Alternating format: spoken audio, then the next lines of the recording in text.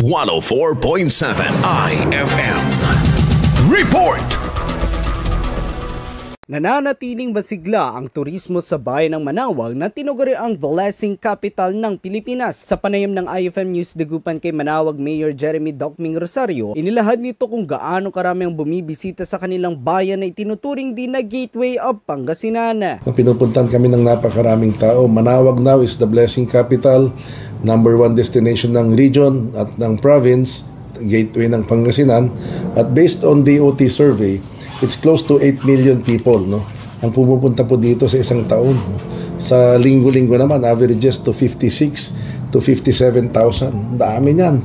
Dahil dito, hiling niyang madagdagan pa ang bilang ng mga itatalagang personnel ng pulisya sa bayan. Admittedly, being the gateway and of course, there are a lot of people coming in, talagang medyo kulang yung ating PNP personnel to man and to secure the area.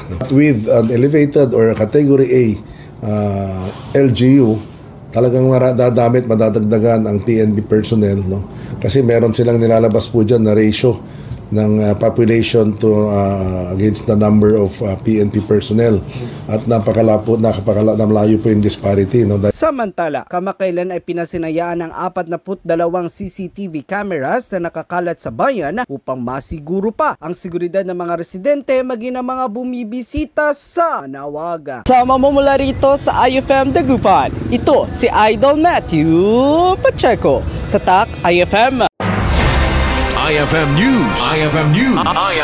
IFM News.